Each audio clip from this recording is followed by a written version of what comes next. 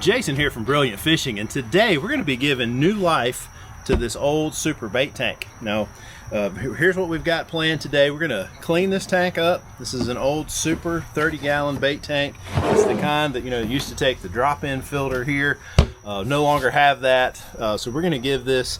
We're going to give it a clean up. We've got some degreaser soap here, and then we're going to fit this thing with a self-contained filtration aeration device known as the Filtrator. And if you've never seen one of these before, it kind of puts you in the mind of the old original Shad Shack, excuse me, I'm not saying that right, Shad Spa, the self-contained unit that sits kind of in the bottom. It's got filtration, a pump, and aeration all in one device. So this is really cool. I'm excited about this. Joshua sent me this.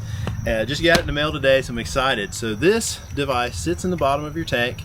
It draws in your water from underneath, pulls it up, runs it through a filter system on the top, if you can see that, and then it goes down through where your pump. And of course, this comes out as a cartridge here, but your pump's going to pick it up down there in the bottom, and it's going to shoot it out through the venturi in the side. And I'll show you more on that later when we get to that point. But let's get this tank cleaned up. We're going to clean it. We're going to install our filtrator. We're going to fill it up with water, and we're going to go put some live shad in it. We're going to see how this thing does.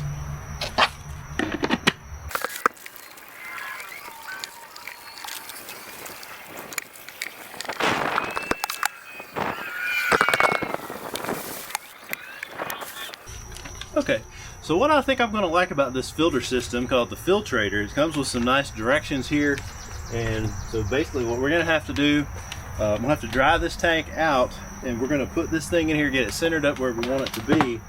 And then there are two brackets that we're going to apply some adhesive to, and then we're going to put them in place, get them scuffed. Glue's included in the kit. We're going to put this thing right down in the center. I'm going to position it where my aerator is going to blow the direction I want. And then we're going to let this dry overnight, and then we're going to come back tomorrow and we'll go ahead and finish hooking up our wires and we'll test it. And I'll show you what this is going to look like. So I'm going to sit this in here, kind of get it all positioned, and then we'll get it all hooked up. Alright, so we're back now. It's the next day. We've got our little pieces epoxied into the bottom. We basically, as the directions said, just scuffed it up with a little bit of sandpaper. We glued those down with the glue provided, which was really cool. A very thoughtful step to include the glue that you need to use in the kit. So now we're ready to install our filtrator, and so this is going to go in and fit in here where the little things are provided. I'll show you this. Alright, so our tank is filling with water, and while it's filling up, I'm going to show you a little bit about what I did here. So basically, we installed our unit. It comes with these little bungee straps to hold the lid on. We ran the wires in the tube up through our old hole here where the old filter unit went. And what I did, I don't know, for better or worse, I just used a little like one of those white zip ties, self-tapping screw just to hold that down. And then of course this is going to be our aerator, or our venturi air draw. And I just ran my wires out here, and I'm just going to hook them to like a deer feeder battery just to test it. Okay, had to regroup here, had to get a better battery. My battery was kind of crap, but boy, this thing is drawing some air. Let's look at this. I don't know if you can see that. I'm sure you can hear it. But try to get this down here where you can kind of see it real good. But yeah, it really seems to be drawing some really good air. This is a 30-gallon tank. You can see it's really moving that water around. It's got a lot of air bubbles in it, and I think that's going to do really well. All right, so I'm excited about that. It looks like that's going to work. Wow, I'm really impressed at how much air that's drawing. Wow. Okay. All right, and that's just running it off of a little, kind of one of these little deer feeder batteries. I may do something different with that later. All right. So our next step is to take this thing out, take it out on the lake, and we're gonna put some actual shad in this thing and see how well it does. Shad can be pretty nasty. We want to see that this thing can not only put enough air in the water, but it can also filter out all of that trash that shad tend to leave in the water. So next step, I'll see you on the water.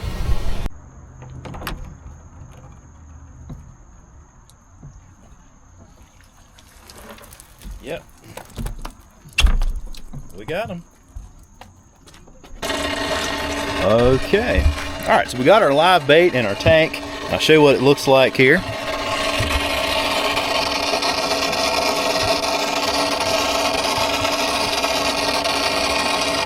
So yeah, I'm just running it off my little, what is this, a 12 volt, 12 amp hour, like a deer feeder type battery.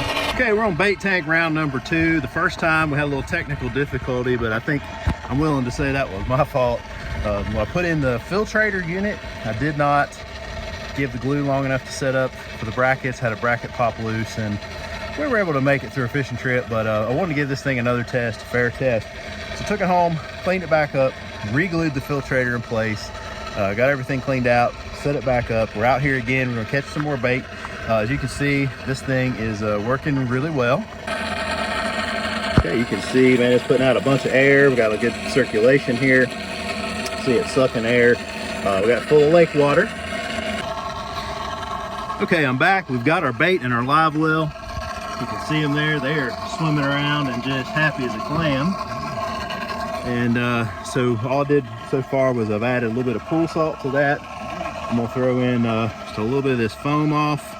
You can see that, just a little dabble. It only takes just, I mean, a very little bit. This stuff's expensive too, by the way. But we're gonna work on those, keeping this bait alive.